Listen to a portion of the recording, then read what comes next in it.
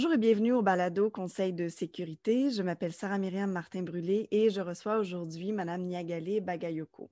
Niagale Bagayoko est présidente de l'African Security Sector Network, spécialiste de la réforme des systèmes de sécurité en Afrique francophone, des politiques de sécurité internationale menées en Afrique subsaharienne, ainsi que des mécanismes africains de gestion des conflits. Elle a dirigé le programme Maintien et consolidation de la paix de l'Organisation internationale de la francophonie, après avoir été chercheur à l'Institute for Development Studies de l'Université du Sussex au Royaume-Uni et à l'Institut de recherche pour le développement en France, ainsi qu'enseignante en relations internationales à l'Institut d'études politiques de Paris. Madame Bagayoko est docteur en sciences politiques, diplômée de l'IEP de Paris. Sa thèse a obtenu le premier prix de l'Institut des hautes études de défense nationale. Elle intervient fréquemment dans de nombreux médias à l'audience internationale, à la fois télévisée, radiophonique et de la presse écrite. Madame Bagayoko, merci beaucoup d'être avec nous aujourd'hui. Pourriez-vous d'abord... Merci à vous. Pourriez-vous d'abord nous parler de votre parcours académique et professionnel?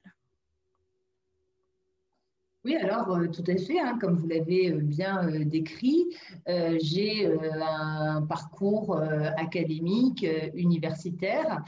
J'ai soutenu à Sciences Po Paris une thèse de doctorat qui était consacrée aux politiques de sécurité françaises et américaines en Afrique de l'Ouest et qui cherchait vraiment à déconstruire à la fois les processus de décision qui, côté français et américain, présidaient à l'élaboration des politiques et d'autre part à analyser aussi bien les documents de niveau stratégique comme les livres blancs ou les stratégies nationales de sécurité que les doctrines mises en œuvre au niveau opératif ou au niveau tactique.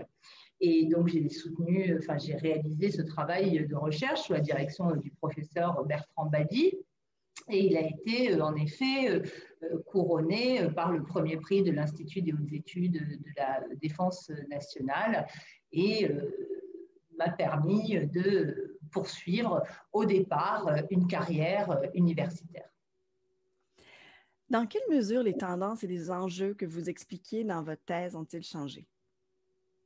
Alors, ce qui est très intéressant, parce que voilà, j'étais relativement jeune quand j'ai soutenu cette thèse, on se demande toujours si on avait la maturité suffisante pour mener des analyses approfondies. Et ce travail date de fin 2002 quand même, donc il a un certain âge d'ores et déjà.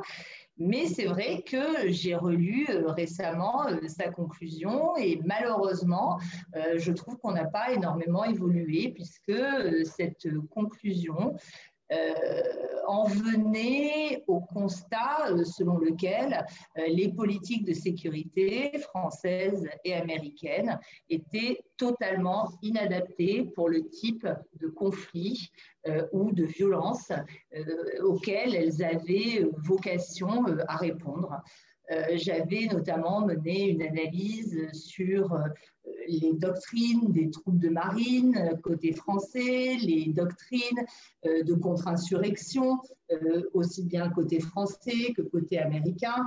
À l'époque, il était très intéressant que l'initiale doctrine Low Intensity Conflict, LIC, avait été rebaptisée en ce qu'on appelait les OOTW, c'est-à-dire les Operations Others and War, ce qui signifie que toutes les interventions dans les contextes dits asymétriques qui ne supposaient pas d'engagement conventionnel dans des affrontements de type classique, mettant en jeu des armées traditionnelles, étaient considérées comme étant de nature secondaire. Et la façon dont les interventions occidentales, mais également la façon dont les formations étaient conçues pour transmettre un savoir-faire, un savoir-être aux armées partenaires, apparaissaient totalement en décalage avec la réalité du contexte. Et près presque 20 ans plus tard, en fait, on s'aperçoit que ce qui s'est produit sur l'ensemble des théâtres, et pas seulement sur le théâtre africain, confirme ce constat, puisqu'on a assisté à des engagements massifs. L'Afghanistan est bien entendu l'archétype de ce type d'engagement, mais le Sahel ou le Proche-Orient en constituent d'autres exemples, et on s'aperçoit que l'instrument militaire, tel qu'il est mobilisé pour faire face à des environnements dont on sait qu'ils sont effectivement asymétriques, mais dont, à mon avis, on ne maîtrise absolument pas la complexité, on s'aperçoit qu'on est face à un échec de l'ensemble de ces interventions internationales. Et je pense que de ce point de vue-là, le Sahel est un tournant parce qu'il sera, à mon avis, très difficile à l'avenir de continuer à mettre sur pied des interventions militaires de format conséquent.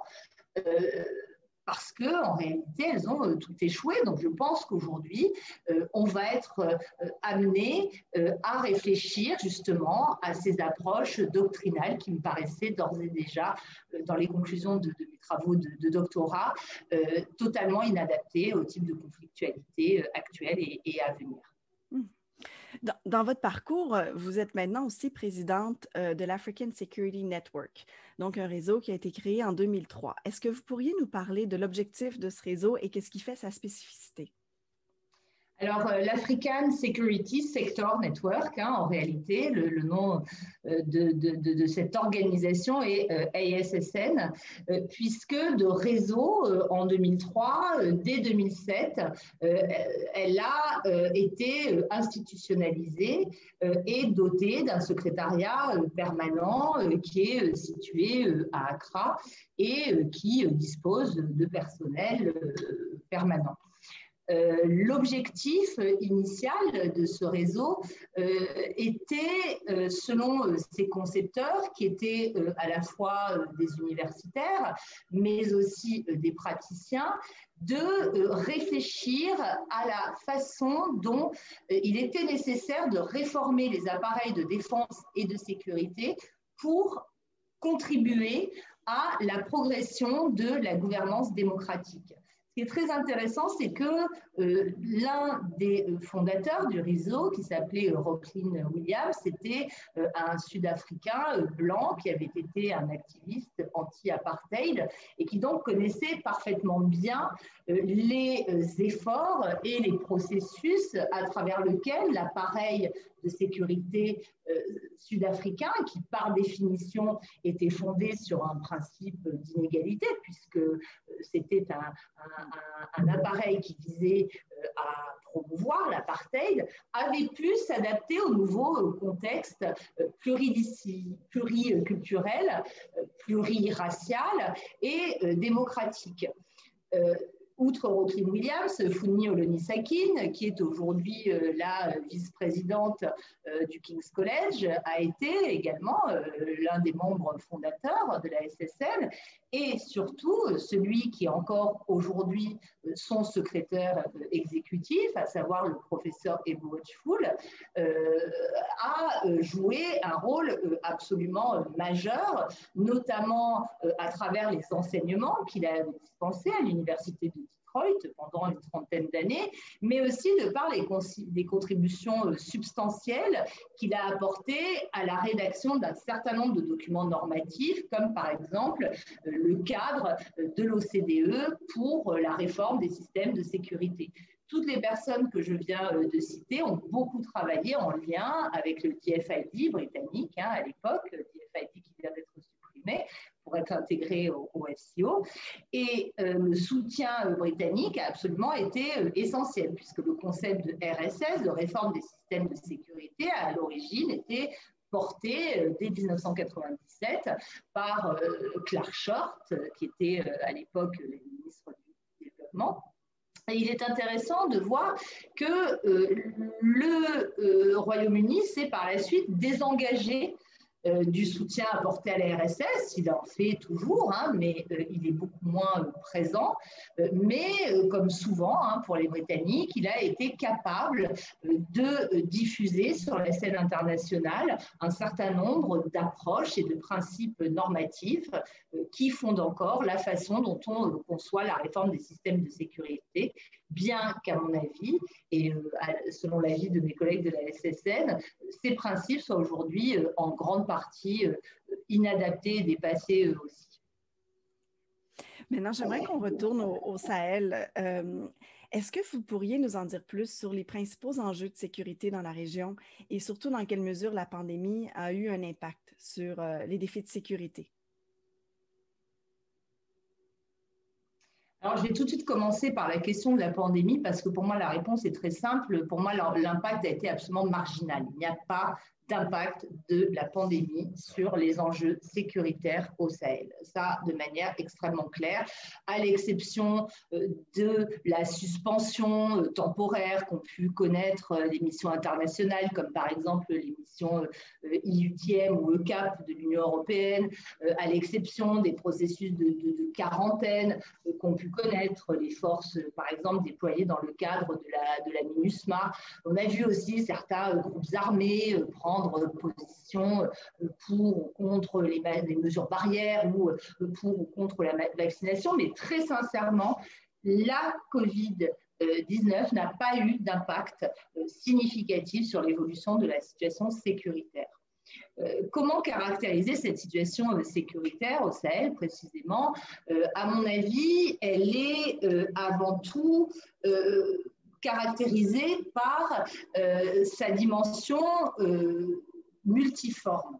On a affaire à une crise par essence multidimensionnelle qui comporte de nombreuses dynamiques qui ont tendance à s'imbriquer les unes aux autres. Alors, bien entendu, on parle souvent et on met principalement en relief les dynamiques de violence relatives aux groupes armés islamistes radicaux qui recourent pour certains à des pratiques terroristes extrêmement violente et sanglante. Mais là, de ce point de vue-là, il est extrêmement important aussi de considérer ces acteurs qui revendiquent l'usage d'un djihad violent pour faire progresser leurs idéaux, de se rendre compte que ces acteurs eux-mêmes sont très multiformes et qu'ils s'affrontent également souvent entre eux et de manière croissante. C'est-à-dire que pour schématiser, vous avez d'un côté les groupes qui sont affiliés à Al-Qaïda et d'autre part les groupes qui sont affiliés à l'État islamique. Ceux affiliés à l'État islamique ayant deux branches, une branche l'Aqs-Tchad qui a intégré la plupart des ex-éléments de Boko Haram, qui est un groupe qui n'existe plus en tant que tel en réalité, et qui existe encore moins depuis la disparition récente de son leader Aboubakar Chikaou. Et d'autre part, la deuxième branche de l'État islamique, c'est sa branche sahélienne qui s'incarne dans ce qu'on appelle l'État islamique au Grand Sahara, bien que cette appellation ne soit pas celle utilisée par les acteurs eux-mêmes qui parlent plutôt de Walat Islamiyya. Ce qui est intéressant, c'est que depuis 2020, notamment, on assiste à des affrontements souvent extrêmement meurtriers entre ces groupes affiliés d'un côté à Al-Qaïda et de l'autre à l'État islamique, ce qui démontre qu'il y a une influence de leurs idéologies respectives qui se distinguent les unes des autres. Mais ce qui est, à mon avis, un élément encore plus frappant, c'est que ces logiques internationales, de djihad international, promues par des centrales internationales, se sont greffées à des dynamiques extrêmement locales. Et la plupart des acteurs aujourd'hui djihadistes dans le Sahel central, notamment, que ce soit au Burkina Faso, au Niger ou bien entendu au Mali, qui reste l'épicentre de la crise, sont des acteurs particulièrement bien ancrés dans les sociétés et dans les réalités locales. Donc, il y a une sorte de phénomène de localisme.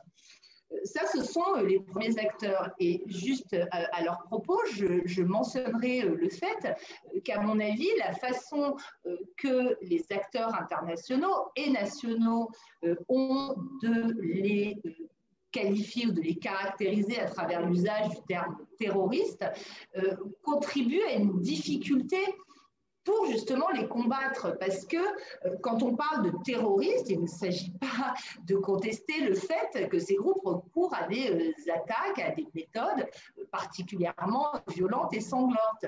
Et le terrorisme, c'est un mode opératoire. Et uniquement aborder la question à travers un mode opératoire, ça prive de perspective sur l'ennemi en réalité qui les utilise et surtout de perspective sur le discours et le projet politique qui est porté par cet ennemi, parce que la progression du djihadisme et de l'islamisme radical, elle ne se fait malheureusement pas uniquement que par le biais de la violence, elle se fait aussi par le biais d'autres outils beaucoup plus insidieux, que ce soit notamment les instruments de gouvernance locale, de gestion des ressources naturelles, d'administration de la justice ou de gestion des conflits inter- ou intracommunautaires. Les autres acteurs qui contribuent à la complexité de cet environnement sahélien, ce sont les groupes d'autodéfense ou les milices communautarisées qu'on a vu se multiplier depuis le début de la crise, depuis 2012, non seulement au Mali, particulièrement dans le centre, et les massacres particulièrement sanglants qui ont été commis contre des populations civiles, malheureusement, ont été souvent attribués à ces groupes, d'une part, et au Burkina Faso, la tendance est encore plus évidente avec la multiplication de ces groupes d'autodéfense, à l'origine non pas pour lutter contre des groupes djihadistes, mais plutôt pour lutter contre le banditisme et contre la criminalité locale, les bandits de grands chemins, les coupeurs de route, etc. Donc cette dynamique est extrêmement importante. Autres acteurs, je parlais justement de cette organisation contre la criminalité, ce sont les acteurs criminels eux-mêmes qui jouent un rôle majeur dans cet environnement sans poursuivre d'agenda politique particulier. Ce sont des acteurs qui se livrent à des trafics, alors des trafics de biens licites, des voitures, des denrées alimentaires ou de biens illicites, trafic de drogue, trafic d'êtres humains dans certains cas, mais qui ne poursuivent pas d'objectifs politiques. Et trop souvent, on a tendance à considérer qu'il y a une coagulation, une conjugaison des dynamiques radicales, islamistes radicales, avec ces réseaux criminels, ce qui n'est pas nécessairement le cas. Il peut bien entendu avoir des connexions, mais ce ne sont pas nécessairement les plus fréquentes, et on voit se développer aujourd'hui des attaques aux biens des personnes, des attaques sur les cheptels, des attaques sur les récoltes, des attaques sur les marchés qui n'ont rien à voir avec ces dynamiques politiques. Autre type d'acteurs, les mouvements politico-militaires.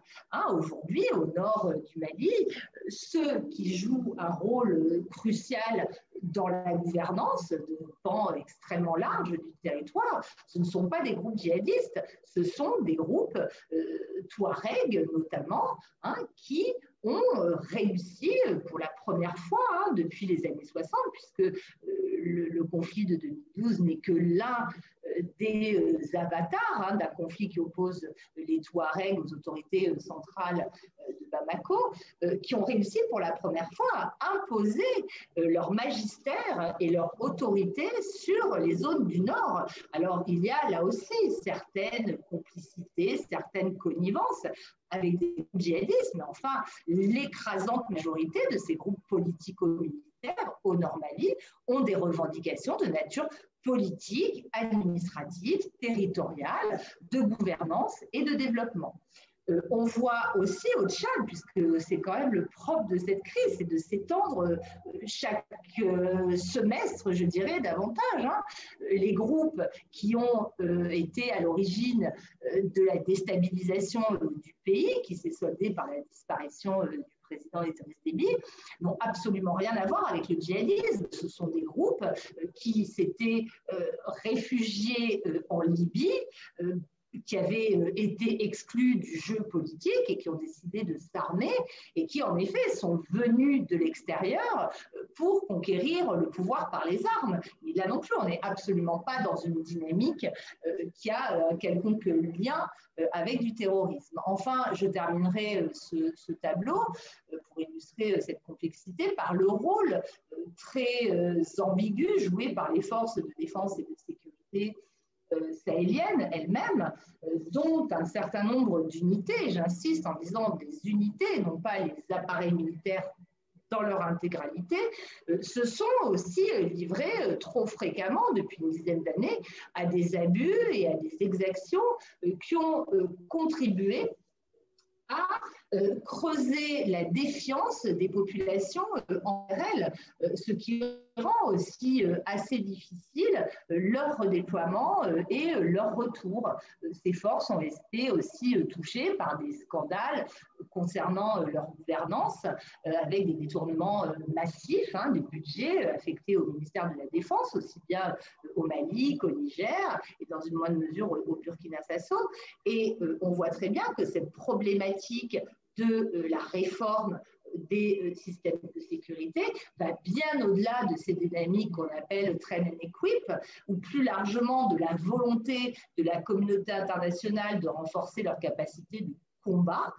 En réalité, cet effort opérationnel s'avère absolument, si ce n'est inutile, mais en tout cas extrêmement limité, si on ne prend pas en considération la double question de la gouvernance interne de ces appareils militaires et deuxièmement, de leur comportement en matière de respect des droits de l'homme notamment. Merci pour cette présentation magistrale, en fait, et d'avoir présenté si clairement toute la complexité et toutes les nuances aussi à l'intérieur de cette complexité. J'aimerais revenir à un rapport que vous avez co-signé en avril dernier, un rapport intitulé « Ce qui doit changer » dans le cadre de la Coalition citoyenne pour le Sahel, donc une alliance informelle qui regroupe 48 organisations ouest-africaines, sahéliennes et internationales. Et vous y dénonciez et vous décriviez que, pour faire un rappel de ce que vous venez de nous expliquer, vous décriviez que les populations civiles sont les premières victimes de l'insécurité au Burkina Faso, au Mali, au Niger. Et je cite le rapport maintenant, évidemment, en disant qu'entre 2017 et 2020, des attaques contre les civils ont quintuplé, que le nombre de civils ou suspects non armés tués, dont les femmes et les enfants, est passé de 356 à 2443, soit une multiplication par 7 selon les données d'ACLED, qu'en 2020 au Mali, davantage de civils ont été tués dans des attaques par des militaires censés les protéger que par des groupes dits djihadistes que vous venez de nous expliquer. Est-ce que vous pourriez nous en dire plus sur cette plateforme citoyenne que vous avez dite qui tentait de convaincre les gouvernements d'adopter une nouvelle approche au Sahel? Donc, pourriez-vous nous en dire plus sur l'objectif et les moyens de cette coalition? Alors, sur l'objectif, avant tout, parce que les moyens sont extrêmement limités, en réalité, le rapport dont vous parlez a coûté seulement quelques milliers d'euros. Vraiment, si on atteint les 15 000 euros, c'est le grand maximum. Donc, je pense que ça doit faire réfléchir par rapport aux volumes absolument gigantesques qui sont mobilisés pour soutenir aussi bien la sécurité que le développement dans les environnements fragiles, notamment le Sahel. On peut avoir un impact, et ce rapport a eu énormément d'impact puisqu'il a touché plus de 2 millions de personnes en ligne, et surtout, il a été également très écouté par les élites auxquelles il s'adressait. Donc, ça démontre qu'il est aussi possible de faire beaucoup avec peu de moyens. Pour ce qui concerne sa vocation, la coalition citoyenne pour le Sahel est composée d'organisations de la société civile sahélienne tout d'abord, ouest-africaine ensuite et internationale. Donc, en effet, au nombre de 48 pour l'instant, mais nous recevons très régulièrement des nouvelles demandes d'adhésion pour nous rejoindre. Et l'objectif part du constat commun qui a été fait par toutes ces organisations qui travaillent pourtant dans des domaines différents, certaines sur la gouvernance, certaines sur le développement, certaines sur les questions humanitaires, d'autres sur les droits de l'homme, d'autres sur la justice. Mais en tout cas, un constat commun selon lequel les principales victimes, comme vous l'avez indiqué, de la crise sont les populations et qu'aujourd'hui, il est nécessaire de développer une approche qui permette de protéger avant tout ces civils.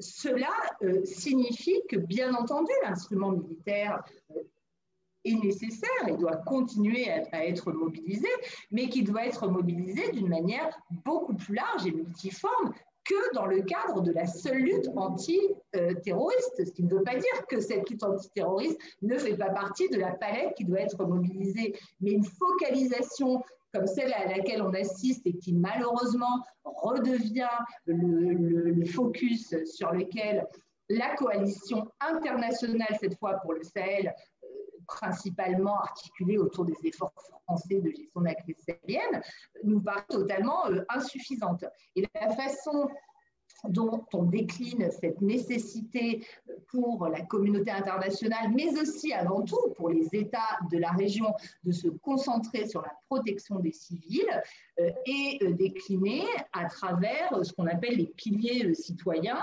qui eux-mêmes sont fondés sur des indicateurs extrêmement précis, parce qu'on ne peut évidemment pas tout faire. Donc je vais les mentionner brièvement. Donc le premier pilier citoyen s'appuie sur la protection des civils et les deux indicateurs portent tout d'abord sur la nécessité de changer les critères de succès des interventions militaires. Aujourd'hui, ce qu'on nous présente avant tout, c'est le nombre de djihadistes neutralisés ou le nombre de matériel saisi. Nous estimons que les critères réels de succès d'une action, c'est le nombre d'écoles rouvertes, c'est la capacité des déplacés ou des réfugiés à rejoindre leur lieu initial d'habitation, c'est la réouverture des centres de santé, c'est la possibilité pour les agriculteurs de cultiver leurs champs ou pour les pasteurs, éleveurs, de faire paître leur bétail et pour toutes ces populations d'accéder à des marchés. Donc cela est beaucoup plus exigeant en fait en termes de critères de réussite. Le deuxième élément dans le cadre de ce pilier 1, c'est la nécessité d'élargir à toutes les armées sahéliennes ce qui nous apparaît comme un succès, en tout cas comme une initiative très encourageante, c'est l'adoption par la force conjointe du G5 Sahel, avec l'appui de l'Union européenne et du Haut Commissariat aux droits de l'homme des Nations Unies, de ce qu'on appelle le MISAD, qui signifie Mécanisme d'identification, de suivi et d'analyse des dommages causés aux civils. Il nous paraît absolument indispensable que les civils soient dédommagés pour les conséquences indirectes, souvent, des différentes opérations militaires. Le deuxième pilier porte sur la nécessité de s'attaquer aux causes profondes de la crise actuelle en adoptant une approche politique et en développant une réponse politique à cette crise, axée notamment sur la lutte contre les défaillances en matière de gouvernance. Et nous ciblons particulièrement le domaine que je citais précédemment, qui est celui des détournements dans le secteur de la défense, en demandant qu'il y ait une concentration pour lutter contre ces abus qui sont inacceptables, particulièrement dans un contexte où les soldats sahéliens vont se faire tuer par centaines, voire par milliers, depuis une dizaine d'années. Il est inacceptable que des budgets soient détournés. Nous pensons aussi qu'il y a une nécessité aujourd'hui de coordonner davantage les approches politiques du conflit qui existent d'ores et déjà, que ce soit du côté des autorités maliennes, qui ont fait état, quelle qu'ait été leur identité, depuis 2 ans maintenant, de leur volonté d'entrer en négociation, mais aussi, y compris avec les groupes djihadistes, en tout cas avec certains leaders, mais aussi des nombreux accords qui sont de plus en plus passés au niveau local pour justement permettre aux populations de recommencer à vivre dans des conditions acceptables. Les deux autres domaines, c'est la nécessité d'appuyer davantage le secteur humanitaire en facilitant l'accès des organisations investies dans ce domaine et en augmentant leur financement parce que ce sont des acteurs tout aussi indispensables que les militaires. Et enfin, le dernier domaine, c'est celui de la lutte contre l'impunité, puisque, comme on le mentionne dans le rapport, de nombreux enquêtes, de nombreuses investigations font état d'exactions commises notamment par des forces armées et de sécurité. Jusqu'ici, publiquement, aucune sanction n'a encore été adoptée contre ces éléments. La lutte contre l'impunité est un élément essentiel aussi pour amener la sécurité au Sahel. Maintenant, si on parle des derniers coups d'État qu'il y a eu. Le 18 août 2020, les forces armées maliennes renversaient le président de la République, Ibrahim Boubacar Keïta, au pouvoir depuis 2013. Le 24 mai dernier, donc en 2021, l'armée malienne arrêtait le président, le premier ministre et le ministre de la Défense. Et le lendemain, le 25 mai, le vice-président de la transition, Assimi Goïta, prenait le pouvoir. Est-ce que vous pourriez nous parler des principaux enjeux de ces bouleversements politiques, justement pour la population locale? Alors, je ne suis pas certaine que ce soit la population locale qui subisse les principales conséquences de ces coups d'État eux-mêmes, dans la mesure où ce qui les a caractérisés, c'est plutôt leur non-violence. Il y a eu recours à la menace armée, mais en l'occurrence, ces acteurs qui ont perpétré au Mali ces deux coups de force n'ont pas fait couler le sang. Je pense que c'est un élément important à rappeler. Le sang a coulé dans le cadre des manifestations de protestation contre le régime d'Ibrahim Boubacar Keïta, lorsque notamment la Forsat, c'est-à-dire la force antiterroriste, a tiré à balles réelles sur les manifestants et on a déploré entre 10 et 18 morts selon les chiffres avancés. Mais ce qui est beaucoup plus préoccupant, c'est la question dont l'état de droit est ou non respecté dans ces pays-là. Et malheureusement, la communauté internationale a contribué, à mon avis, à favoriser non pas forcément le premier coup de force, bien que la déclaration, y compris de la France, soit plus ou moins ouvertement réjouie d'avoir enfin des partenaires beaucoup plus crédibles que les autorités précédentes, mais la France a été rattrapée très très vite, puisqu'on voit très bien que le deuxième coup de force, qui est arrivé le 24 mai, mais lui a démontré qu'elle ne maîtrisait absolument pas la situation. Et la colère exprimée par le président français lui-même est tout à fait significative de cet agacement, impatience et sentiment, à mon avis, croissant de ne pas maîtriser les acteurs locaux. Mais je pense qu'il est absolument indispensable de lier ce qui s'est passé le 24 mai au Mali avec ce qui s'est passé précédemment au Tchad, parce qu'au Tchad, on a assisté à la suite du décès du président Idriss Déby Itno à l'installation immédiate d'une junte militaire qui plus est dirigée par le fils du défunt. Et non seulement l'État français a immédiatement reconnu la légitimité de cet organe, mais à mon avis, de manière encore plus préoccupante, l'Union africaine a décidé de ne pas prendre de sanctions contre ces autorités qui venaient de violer l'état de droit et les principes constitutionnels. Et c'est un très grand recul qui a évidemment été noté, à mon avis, par de nombreux acteurs, y compris les acteurs maliens, dont je suis certaine qu'ils y ont vu, si ce n'est un encouragement, en tout cas, l'idée qu'ils ne seraient pas arrêtés s'ils tentaient quelque chose, et ils ont eu raison, si on regarde les choses de manière cynique, parce qu'ils ont en effet bousculé de manière complètement contraire à ce qui est respect de l'état de droit, les principes établis dans le cadre de la charte de la transition, mais là aussi, ils n'ont pas été sanctionnés par leurs pairs de la communauté économique des États de l'Afrique de l'Ouest.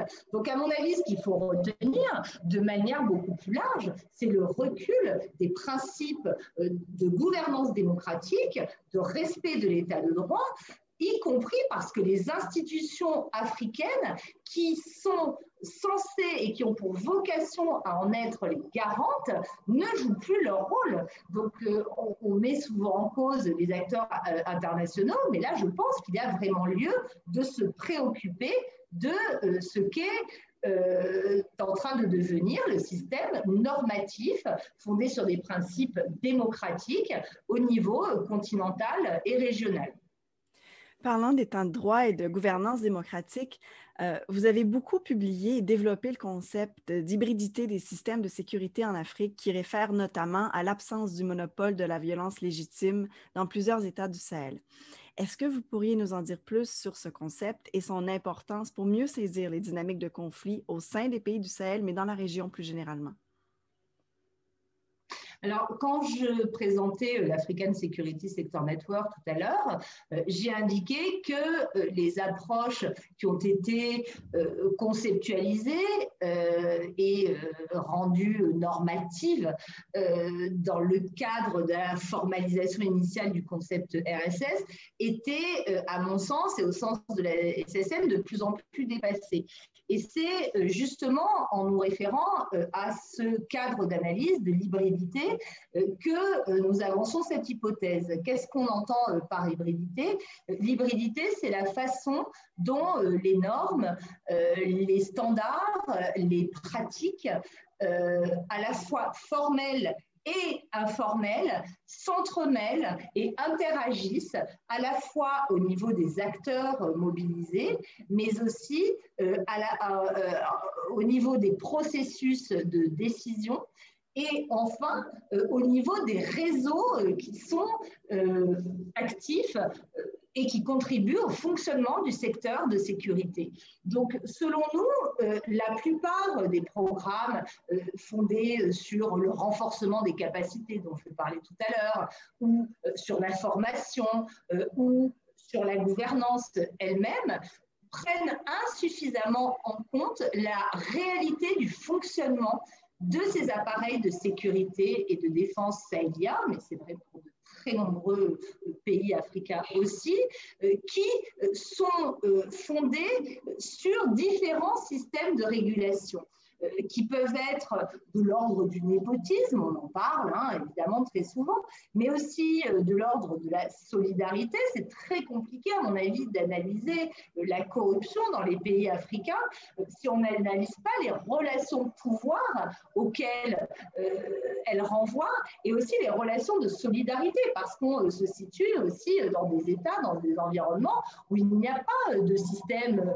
institutionnalisé de protection sociale, etc., où donc il y a de très nombreux amortisseurs sociaux qui fonctionnent autour du principe, voire de l'obligation sociale de la redistribution. Et la redistribution par, en effet, la prédation, ou en tout cas l'utilisation des ressources de l'État. Ça fait partie de l'hybridité.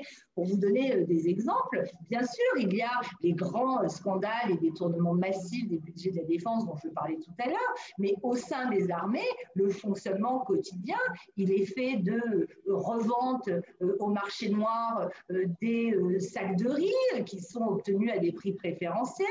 Il est fait de la vente et du détournement du fioul qui est attribué à l'armée. Il est fait du désossement des véhicules pour en revendre certaines pièces détachées. Toutes ces questions sont fondamentales pour comprendre le fonctionnement de ces systèmes de sécurité. On voit aussi qu'il y a eu des tentatives, par exemple de la part de l'Union européenne dans le cadre des missions IUTM et ECAP, pour réformer les systèmes de gestion des ressources humaines, de gestion de la paye, mais les approches qui ont été retenues, oubliez aussi qu'à travers l'informatisation qu'on voulait faire entrer, il y a des hommes, et des hommes qui sont aussi capables de cacher, en rentrant des données, les effectifs réels, parce qu'on ne connaît pas très souvent les effectifs des armées, et ce n'est pas simplement parce qu'on veut garder ça secret défense pour faire peur à l'ennemi, c'est très souvent parce qu'il y a des effectifs fictifs qui continuent à être sur la chaîne de paiement. Donc ça fait partie de l'hybridité.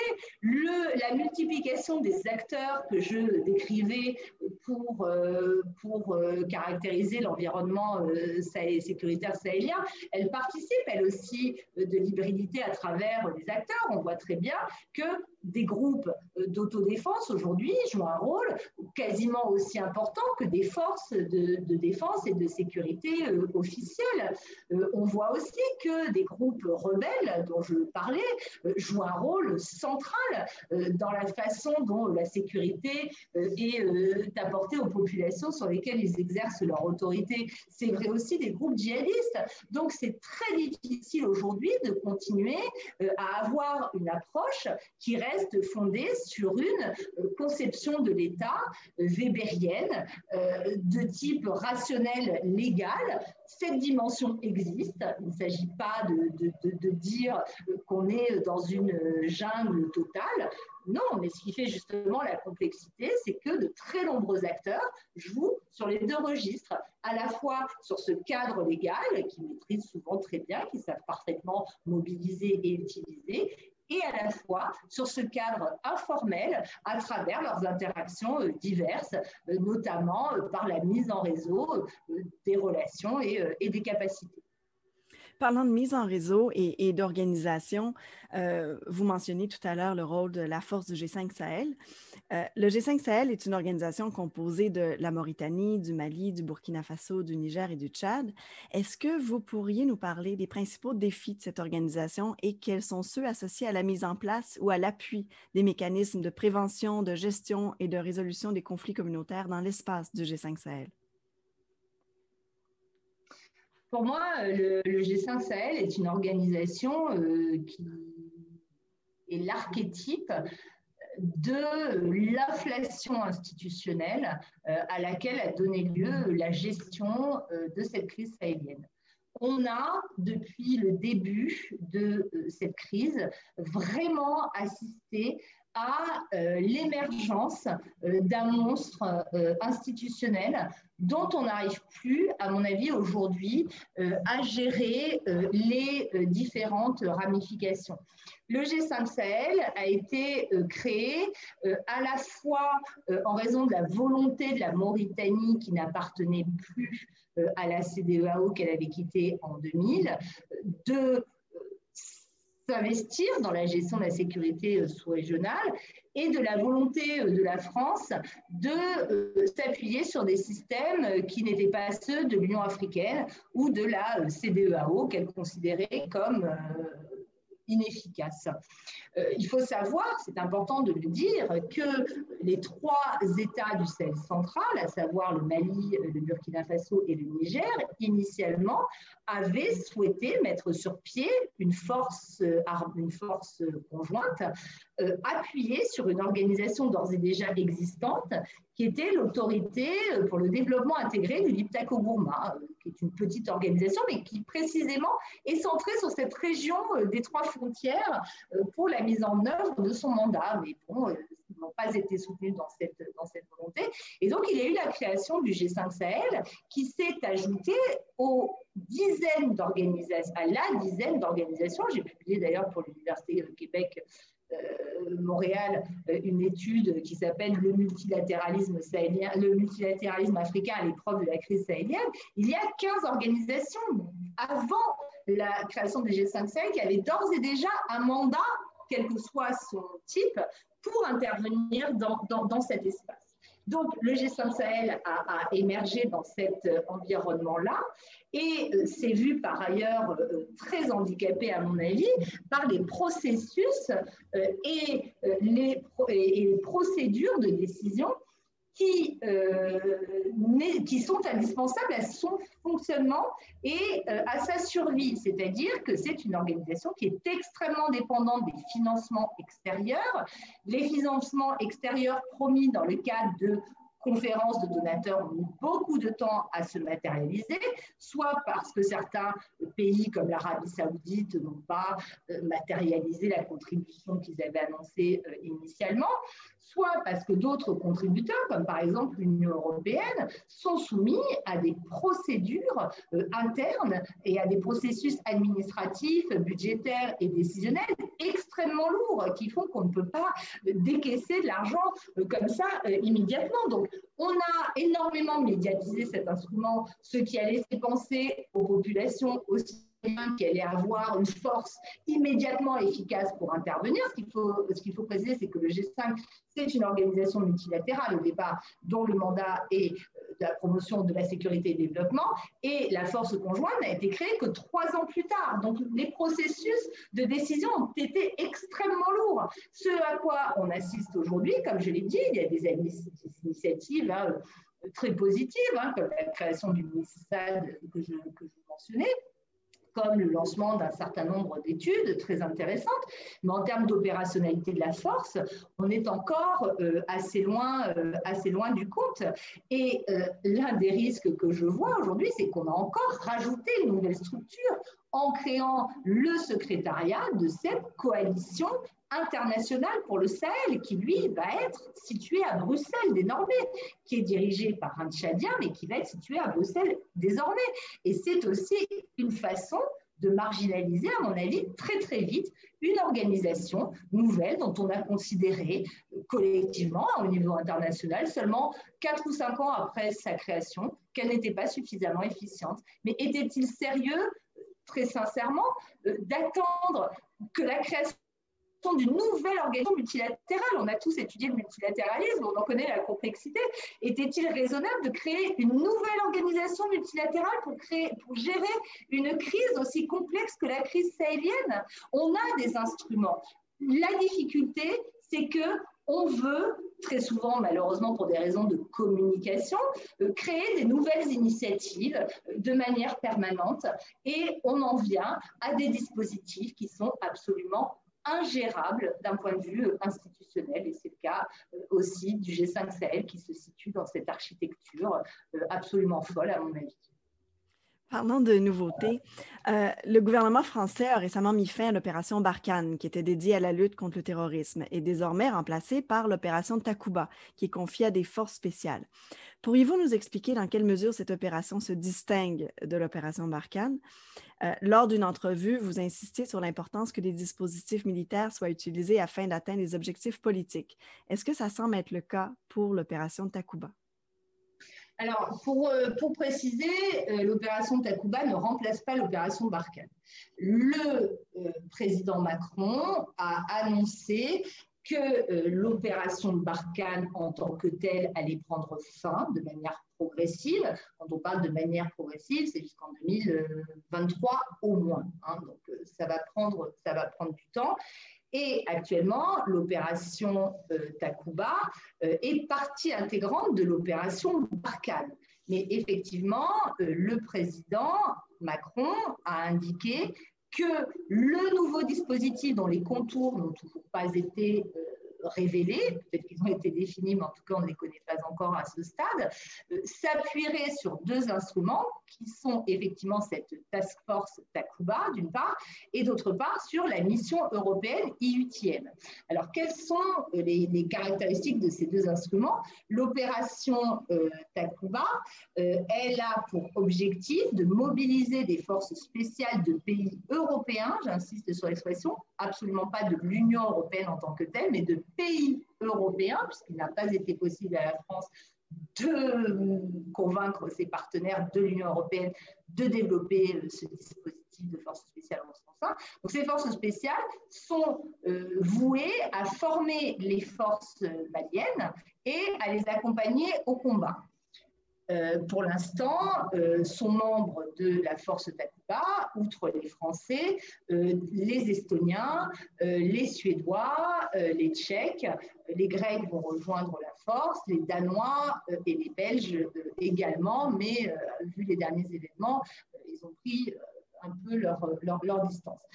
Le dispositif IUTM, c'est une mission de formation qui a été mise sur pied dès 2013, dès le déploiement de l'opération Serval qui avait précédé Barkhane, et dont l'objectif est, lui, de former l'armée malienne de manière conventionnelle et aussi de la conseiller pour qu'elle se restructure, comme je l'ai indiqué tout à l'heure.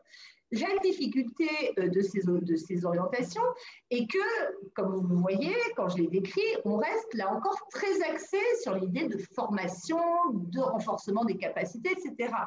Et pour moi, il y a un biais dans une telle approche, c'est qu'on oublie quand même un peu vite quel était l'état des armées sahéliennes justement en 2012 et qui les avait formées pendant une quarantaine d'années. On ne peut pas considérer, à mon avis, que ça fait seulement 8 ans qu'on a commencé à vraiment former ces armées. Il y a eu un travail pendant des décennies qui a été fourni et dont on doit de manière indispensable faire le bilan parce que c'est un échec. C'est un échec, mais on continue à utiliser les mêmes recettes, les mêmes principes, les mêmes doctrines dans le cadre de la formation qu'on continue à apporter à ces armées. Une fois de plus, la formation, c'est un instrument parmi tant d'autres, mais ça ne peut pas être la solution à tout. Et c'est ce qui est essentiellement proposé à travers ces deux instruments techniques. Mais par rapport à la question absolument centrale de cette question de la mise au service de l'intervention militaire, qu'elle soit de type conventionnel avec Barkhane ou de type opération couverte et spéciale dans le cadre de Takuba, c'est effectivement celle du lien avec les objectifs politiques au service desquels ces interventions sont mises. Et même si je suis très souvent critique vis-à-vis des options retenues par la France, je trouve que la décision de mettre un terme, enfin, la décision initiale, puisqu'on y est revenu depuis, puisqu'on a annoncé que la coopération militaire franco-malienne, le partenariat militaire opérationnel reprenait, alors que rien de particulier a changé dans la situation politique. Mais en tout cas, pour moi, ces annonces du président Macron ont eu pour vertu d'essayer de clarifier les choses. C'est-à-dire que les autorités maliennes, comme je le disais, sont, que ce soit sous le gouvernement IPK, sous la transition dirigée par le président Bandao, par le ministre Mokhtar Ouane, et manifestement de nouveau dans le cadre de cette transition dirigée par le président Goïta et le ministre Maïga, très tenté par la poursuite d'un dialogue avec l'ensemble des acteurs, avec l'ensemble des fils du pays, pour reprendre l'expression consacrée, et entendent appliquer les conclusions à la fois de la conférence nationale d'entente de 2017 et du dialogue politique inclusif de 2019, qui avait recommandé que des négociations sont engagées, notamment avec les deux grands chefs d'AQMI, du GSIM, du groupe de soutien islamo-musulman affilié à AQMI et donc à Al-Qaïda, donc que des négociations soient engagées. Et la France s'y oppose de manière extrêmement ferme depuis des mois, en fait. Et il y a un contentieux entre la France et le Mali qui dure depuis très longtemps, qui a éclaté au grand jour à travers l'affrontement verbal de Jean-Luc Le Drian, ministre français des Affaires étrangères, et de l'ex-premier ministre Mokhtar Ouane, où l'un disait, donc le premier Jean-Luc Le Drian, il est hors de question que des négociations soient menées avec des djihadistes, et Mokhtar Ouane qui lui répondait, mais enfin, ça c'est une décision souveraine du Mali et elle nous appartient. Et je pense qu'en effet, il y a une ambiguïté du côté des autorités maliennes qui disent qu'on peut tout à fait négocier, mais tout en continuant à mener des opérations militaires, c'est vrai, mais les partenaires ne sont pas du tout obligés de souscrire à ce type d'analyse politique. Et donc, si la France estime qu'il n'est pas dans son intérêt ni dans ses valeurs de s'engager dans ce type de processus, moi, il me semble que c'est plutôt sain parce que ça remet les autorités maliennes au cœur du dispositif. Mais je ne suis pas sûre que les évolutions que l'on voit depuis les annonces qui ont été faites confirment ces orientations. Je crains que ces annonces aient été aussi assez médiatiques. Et donc, je vous dis encore une fois, la reprise de la coopération, alors que l'équation politique n'a pas vraiment changé, introduit quand même de sérieux doutes sur la cohérence à venir du dispositif qui se mettra en place. Dans la continuité, il y a certainement la MINUSMA. Donc, mais depuis mai dernier, la MINUSMA, la mission multidimensionnelle intégrée des Nations unies pour la stabilisation au Mali, a un nouveau représentant du secrétaire général, El Gassim Ouane. Et le 29 juin dernier, le mandat de la mission a été renouvelé. Donc, un mandat qui précise notamment que toutes les parties prenantes maliennes doivent participer à faciliter la reprise et la pleine réalisation de la transition politique et le transfert du pouvoir aux autorités civiles élues, que le gouvernement de transition malien organise des élections présidentielles, législatives, régionales et locales libres et régulières, ainsi qu'un référendum constitutionnel dans le délai de 18 mois annoncé dans le calendrier électoral de manière transparente et inclusive, de restaurer la présence et l'autorité de l'État au centre du Mali, vous en parliez tout à l'heure des défis du centre du Mali, de lutter contre l'impunité des atteintes et violations du droit international, des droits de l'homme et du droit international humanitaire au centre du Mali et de poursuivre avec l'aide de leurs partenaires leur action en faveur d'un développement socio-économique durable et inclusif au centre du Mali. Est-ce que vous pourriez nous parler des défis pour la mission pour la prochaine année et dans quelle mesure pensez-vous que la MINUSMA est adéquatement outillée pour faire face au mandat qu'on lui a donné? Moi, je pense que ce que j'ai pu dire sur la France, ce que j'ai pu dire sur les appareils de sécurité sahéliens, vaut aussi pour la MINUSMA et pour d'autres acteurs sur l'Union européenne, que ce soit des acteurs comme moi qui ont promu une approche en termes de réforme des systèmes de sécurité. Je pense qu'aujourd'hui, on est face à une crise très profonde de l'ensemble des instruments de gestion des conflits. On est dans une crise collective et la MINUSMA n'est pas épargnée. On voit très bien que malgré les nombreux rapports qui ont visé à réformer ces opérations, notamment en développant leur nature intégrée, que ce soit tous ces rapports qui sont succédés, depuis le rapport Brahimi jusqu'au rapport plus récent INPO, au rapport Cruz, on voit que l'impact de ces opérations continue à être quand même relativement limité. Alors, il y a eu un changement, je trouve, dans la perception que les populations ont de la MINUSMA. La MINUSMA a été extrêmement mal perçue et concentrée de toutes les critiques à un moment donné. Je trouve que ces remises en cause se sont tues, mais de là à considérer que les populations voient dans la MINUSMA la solution à leurs difficultés, non, je ne pense pas. Et l'un des principaux défis, que va devoir affronter la MINUSMA, c'est donc justement la partie de son mandat qui porte sur la mise en application, enfin l'accompagnement de la mise en application de l'accord pour la paix et la réconciliation au Mali de 2015, dont on voit très bien que les présupposés sont très souvent remis en cause et dont la mise en œuvre a très très peu avancé depuis la signature du texte. La question de la protection des civils également au centre du Mali, qui fait là aussi partie du mandat, est loin d'être acquise. On a vu que la MINUSMA peinait quand même à s'imposer face aux différents groupes présents. Donc, moi, il me semble que la MINUSMA, elle est elle aussi confrontée, mais comme les opérations de paix en général, on voit encore ce qui se passe avec la MONUSCO. La MINUSMA est quand même localement contestée, pour un peu nuancer ce que je disais. Il y a des populations qui manifestent tous les jours à Argueloc pour demander la délocalisation de la force. Donc non, malheureusement, je pense que là aussi, il y a un besoin de repenser ce type d'opération. Ce que je voudrais dire plus généralement, c'est que, alors on va me dire, je suis une chercheuse et que je plaide pour ma paroisse, mais aujourd'hui, tout le monde ne parle que de concret. On dit on veut des résultats, on veut du concret, mais pour avoir des résultats, il faut aussi accepter de repenser d'un point de vue conceptuel les approches. On peut continuer à essayer de rendre efficaces des instruments qui sont mal conçus d'un point de vue conceptuel. Et aujourd'hui, je pense qu'il y a vraiment une nécessité d'accepter, de réfléchir au type d'instruments qu'on utilise et à ceux qui pourraient éventuellement s'y substituer, notamment en se fondant sur une connaissance et une compréhension beaucoup plus approfondie des contextes locaux.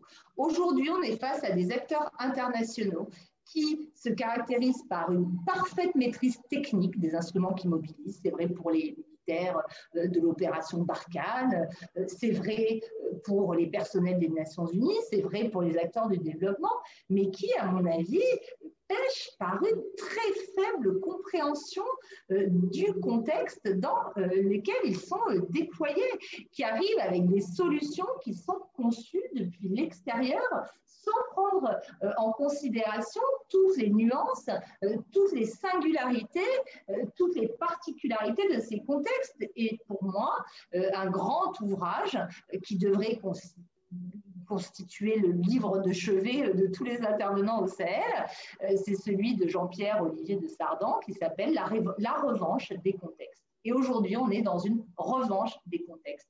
C'est-à-dire qu'on voit très bien que quels que soient les instruments mobilisés, ils sont débordés. Le contexte leur échappe et les submerge en réalité. Merci. Et puis, une dernière question. Vous intervenez régulièrement et depuis des années dans les médias, les journaux. Est-ce qu'il y a des questions qui sont plus récurrentes que d'autres? Par exemple, est-ce que les questions, les analyses qu'on vous demande changent selon où vous êtes, que vous soyez en France, au Niger, au Mali, au Canada ou aux États-Unis? Est-ce qu'on vous pose les mêmes questions? Alors, il y a une constante. Qui tient à la fois à ma spécialité, mais qui tient aussi à l'intérêt des différents médias, c'est qu'il y a une focalisation sur les questions militaires. On peut essayer de la dévier un peu vers les questions plus sécuritaires, de police, par exemple, ou le rôle des institutions, de l'état de droit, comme les commissions nationales des droits de l'homme, comme des droits humains selon les appellations en fonction des pays, ou alors vers le rôle des médiateurs. Ça n'intéresse pas globalement. En revanche, oui, il y a des questions qui varient. Par exemple, relativement à cette question du contexte, il y a des questions qui sont souvent beaucoup plus précises lorsqu'elles émanent de journalistes sahéliens ou de journalistes ouest-africains plus globalement, qui sont quand même souvent très familiers justement avec cette hybridité dont je parlais et qui habilement savent aussi la mettre intelligemment en exergue. Niagale Bagayoko, merci infiniment d'avoir passé ce temps avec nous. Merci, c'est un grand plaisir de vous entendre et merci pour ces présentations magistrales encore une fois. Merci à vous.